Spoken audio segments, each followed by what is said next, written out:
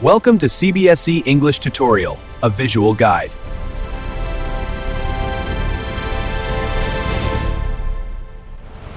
Hey everyone, and welcome.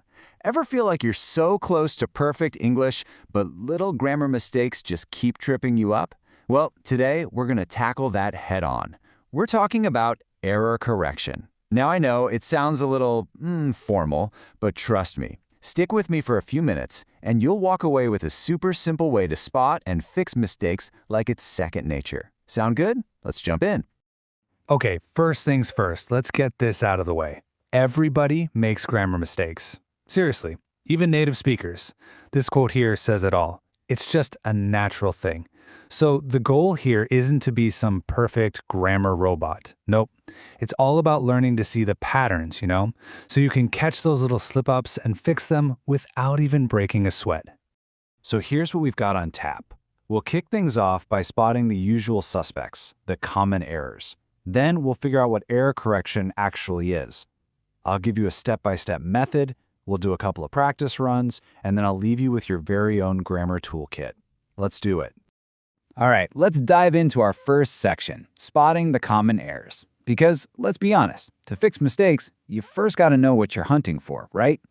The good news is, most errors aren't random. They actually fall into just a few really common buckets.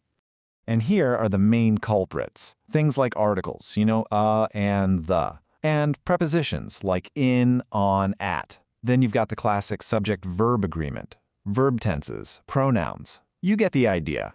This list might look basic, but honestly, this stuff accounts for the vast majority of mistakes you're going to see. Think of it as your cheat sheet. If you know to look for these, you're already halfway there.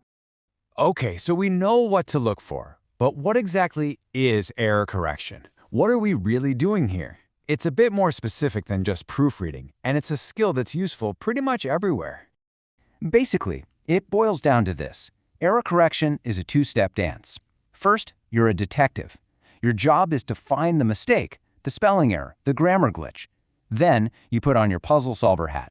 You reconstruct the sentence so it's perfect. So, it's pretty simple, right? Find it, and then fix it. And these tasks usually come in two main flavors. You've got editing on one side. That's where there's a word in the sentence that's just wrong. Your job is to find it and swap it with the right one. On the other side, you have omission. Here, a word is straight up missing. It's been left out. Your job is to find that empty spot and fill in the blank. One is about fixing, the other is about filling. All right, now we're getting to the really good stuff, the core of it all. A simple, step-by-step method you can use for literally any grammar task. This is what turns it from a guessing game into a clear strategy for success. And here it is, your foolproof 5-step method. First, just do a quick read of the whole thing. Don't try to fix anything yet, just get a feel for what it's about. 2, spot the error.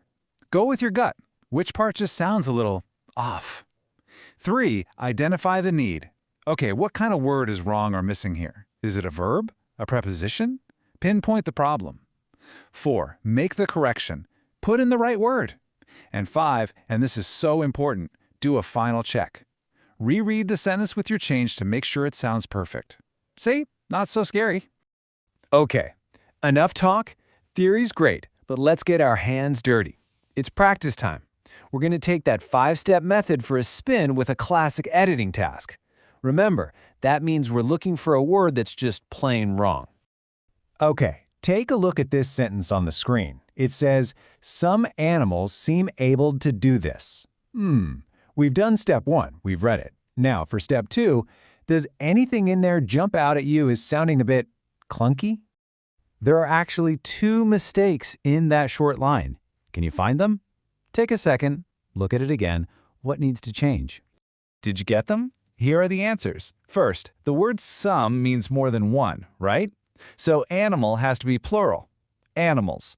Classic subject-verb agreement stuff. And second, abled isn't quite right here. The word we're looking for is able. So the corrected sentence is, some animals seem able to do this. Much better. It just flows now, doesn't it? Awesome. You're getting the hang of this. Now let's switch it up and try an omission task. This time, we're not looking for a mistake to fix. We're hunting for an empty space, a word that's gone missing. Okay, here's our next puzzle. Tears are produced tear glands, which keep the eye moist. Read that out loud.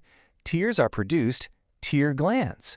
It feels like there's a little gap in there, doesn't it? Something's missing that connects those two ideas. So, where's the missing piece? And what kind of word do you think needs to go in there? Think back to our list of common errors. What little connecting word do we need?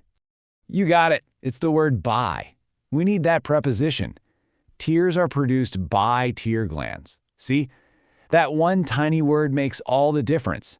Without it, the sentence just doesn't connect properly. That's a perfect omission task. Okay, we've covered a ton of ground pretty quickly. So let's wrap everything up into a nice, neat little grammar toolkit that you can take with you.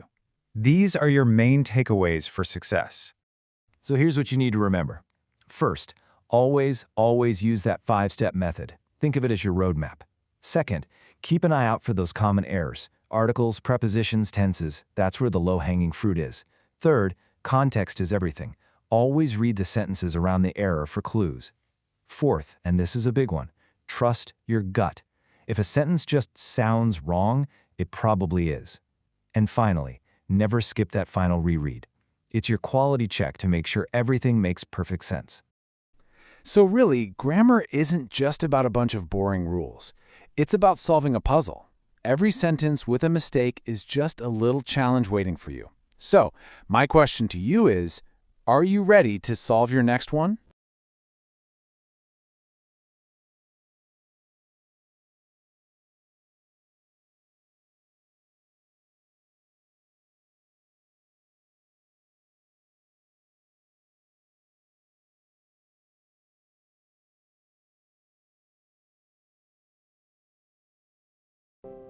Thank you for watching. See you again in a bit.